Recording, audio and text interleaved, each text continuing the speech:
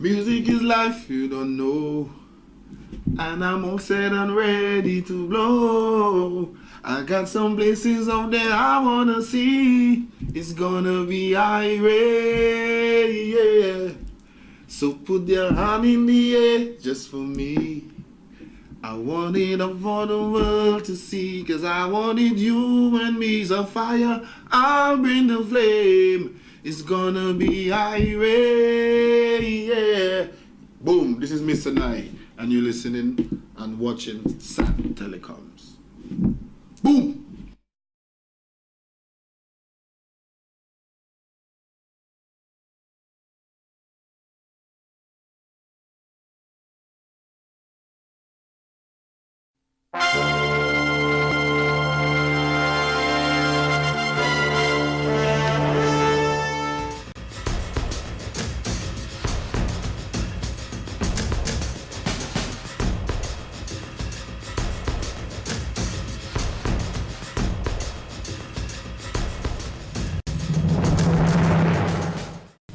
Welcome to SAT TV's news. I am Shana Esprit, your presenter. In our top stories, World Creole Music Festival 2013 lineup unveiled. St. Kitts Prime Minister vows to change boundaries before calling elections. Pakistan jailbreak. Taliban free 248 Indira Ismail Khan. Details of these will follow.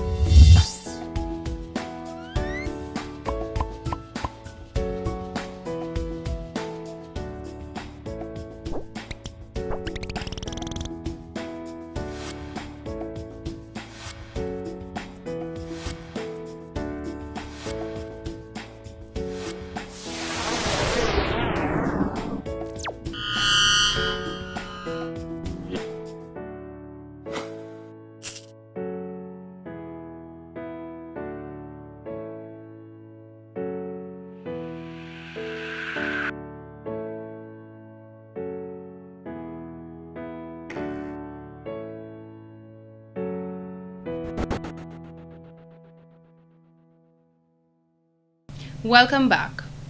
Mayor of Roseau, His Worship Cecil Joseph, in an effort to better house some of the vendors who conduct business on the Dame Eugenia Charles Boulevard, recently suggested durable tents as a solution for a cleaner, safer, more attractive environment.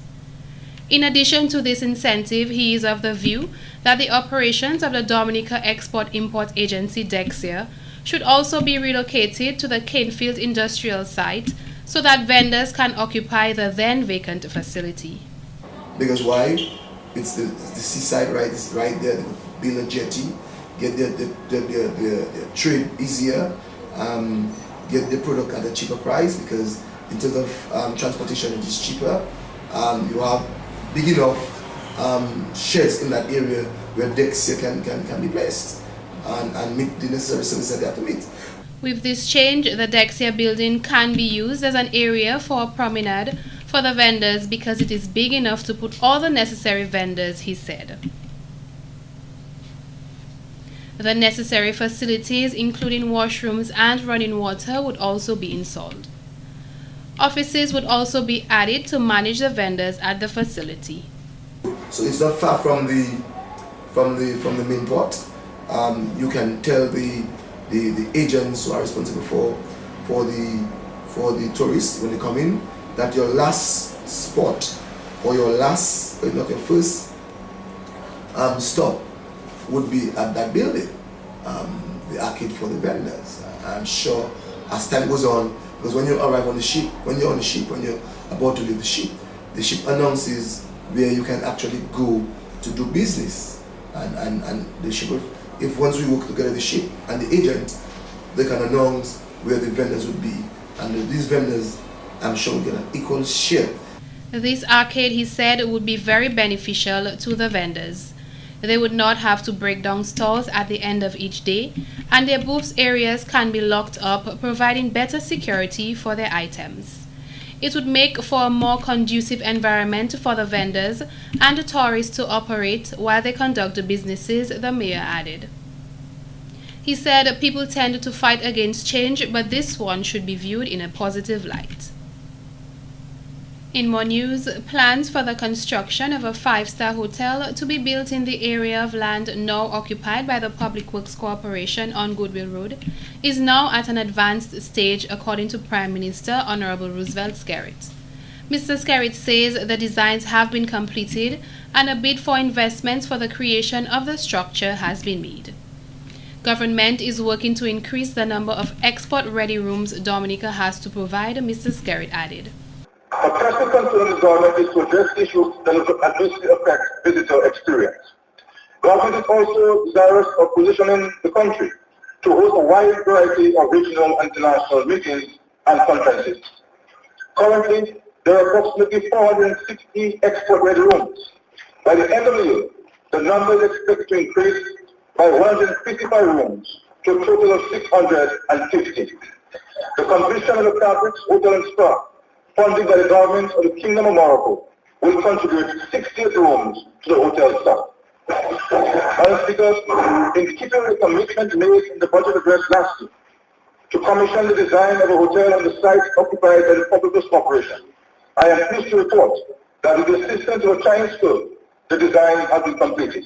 The government, he noted, is now in possession of designs for a 4 to 5-star hotel at this location.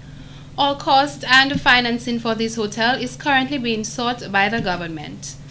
The Prime Minister also revealed that there has been new interest in the development of the Woodford Hill Resort.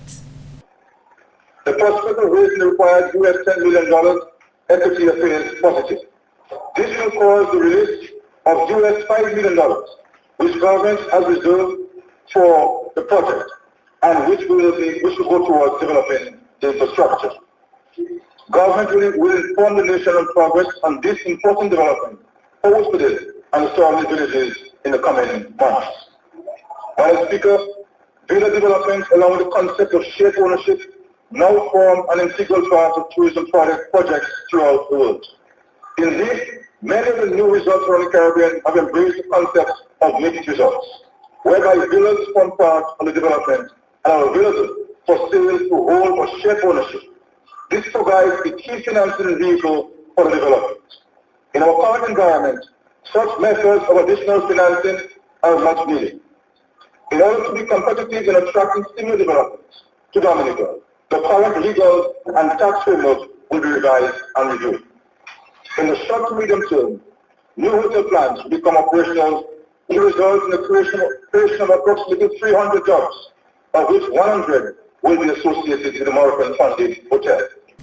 Other news: to commemorate the 17th anniversary of the World Creole Music Festival, the committee has publicized some of the artists which will perform at the event. The official launching, which took place at the Crazy Coconuts on Monday, July 30th, announced various acts which will be performed between the 25th to the 27th of October.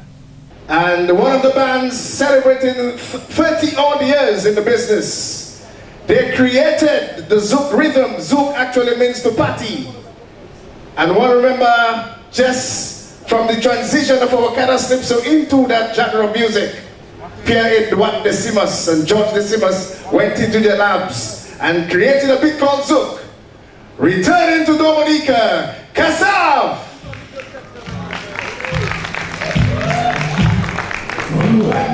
Party people! Where you at? Then we move across to Haiti. There's about 11 years in the business, and they have mastered the Nouvelle Génération Copa. And they will be back. Make some noise for Caribbean!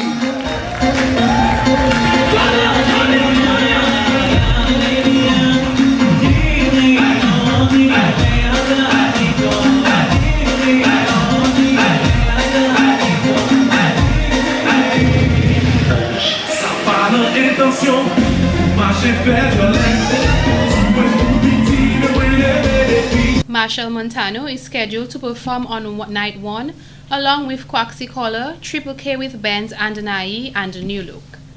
The bracket band Kadas All-Stars, Fitzroy Williams, and Zouk All-Stars will all perform on night 2. Kassav Karimi, Tito Puente, and some famous Calypsonians, including Hunter, Daddy Chess, The Bob, and Dice, will join in to close the final night of the Creole activities. The Dominica Festival Committee is expected to make further announcements in the weeks to come regarding the lineup as contracts have to be finalized. Head of Marketing at the Discover Dominica Authority, Nikki Marouet, said the annual World Creole Music Festival has a positive impact on Dominica's economy. For every dollar we spend on hosting the World Creole Music Festival, the country generates $9. And what's more impressive about that 9-to-1 ratio is the fact that the World Creole Music Festival exceeds other Caribbean festivals or similar events. For example, Cropover in Barbados, that's 7.2-to-1. Trinidad Carnival, that's 2-to-1. So the World Creole Music Festival generates an additional $9 for every $1 spent for the economy in Dominica. Tourism Minister Ian Douglas said the Creole Symposium is a new feature of the 17th World Creole Music Festival. And this year, from the Ministry of Tourism, we will also be putting on as part of our festivities for the first time the Creole Symposium, because I believe when the festival was first conceptualized and conceived, the musical part of the festival was just one aspect, and it is in fact just one aspect of our Creole culture. So this year, we are inviting our Creole brothers and sisters from all across the Francophone world to come to Dominica so that we can explore other areas of the festival. The tickets cost EC $120 per night, and the season tickets cost EC $325. Different territories, different cultures, we all have the same problems. And, you know, in going from territory to territory, everybody has the same issues, the same concerns about trying to stage debates, whether on election time or general debates as a whole. And I think what it really does is to enhance the democratic process, increase public discourse around issues, and move the politics from just, as we'd say in Jamaica, curry-goat politics, you know, about just handouts, and to really discussing the issues in terms of what affects a nation. Director of the Debates Commission in Jamaica, Mr. Brian St. Just, said that implementing debates during the election process would allow citizens of a country the opportunity to make sensible choices in terms of how we vote. I think, you know, a lot of people are very eager, very excited. They're very apprehensive because of some of the failed attempts. And I mean, the thing is not to be daunted, because the same issues that confront people in Dominica, those that confront the people in Belize, that happened in Haiti, Trinidad, even in Jamaica. Mr. St. Just said it is just a matter of how the mechanism is developed, improvement of credibility, and positioning people around the table who are serious about getting the job done. In other story, Minister of Public Works, Energy and Ports, Honorable Rayburn Blackmore, is urging Dominicans to ensure that they take care of the roads provided by the government. The government recently spent close to $3 million rehabilitating feeder roads, and an additional $40 million will be dispensed for additional works to be carried out on more feeder roads. But I think having done the road, then it has to be followed with a system of education, whereby you impress on all farmers that they need to come together and to do some basic maintenance. You know, if you have a situation whereby you have a couple of stones in the drain, why don't you just form a group in and clear the drains, you know? A number of issues like that. And, you know, so I think it's important for us to understand. Mr. Blackmore noted a growing problem which needs to be resolved is the number of roadside mechanic shops emerging in various places. This is totally unacceptable, stressed Mr. Blackmore. Because that in itself not only causes a lot of problems for us, and it destroys the road, and it provides an obstruction to regular traffic flow. The Ministry of Public Works, Energy and Ports has written to the police and the other agencies to impress upon them the need for us to work together to start getting rid of those roadside mechanic shops. We also have a number of persons parking all over the place. For example, and taking away, the intention for which the improvement of the road road was done. You go up to a place in Kenfield Roger, and they have persons just parking the vehicles right on the road and causing an obstruction to vehicular traffic. So I feel that we have to be mindful that we have road users, and we're not the only one using the roads. He said this is something that requires a holistic approach to resolve, not just by government, but by the citizens of this country. It is one thing to have proper roads, but we have to ensure that we use them properly, he concluded. The owner of Today's Pharmacy and a young woman from the Gutter village have both been charged after an investigation into the findings of a dead 4-month-old fetus. Elizabeth Nelson, 46, of Gutter, and Edmond Sevre of Checkhole, Massac, were charged on Tuesday, 30th July, with the miscarriage, according to Police Public Relations Officer Inspector John Cabin. The fetus was previously discovered in a concrete drain in the Gutter village on Tuesday, July 9th.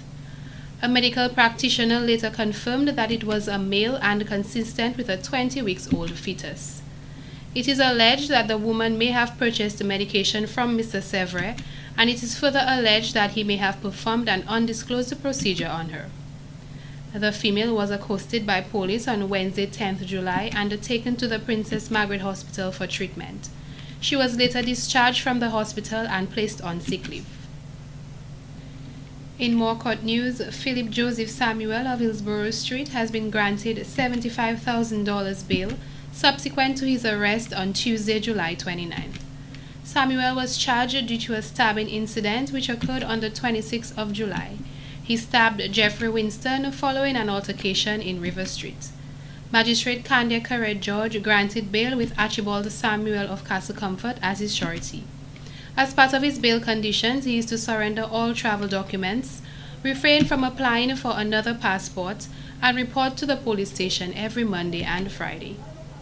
He was also cautioned to not interfere with any witnesses, notify the police of any change of address, and not commit any offense while on bail. The matter was adjourned to the 26th of September, and Samuel was represented by attorney at law Wayne Nordy.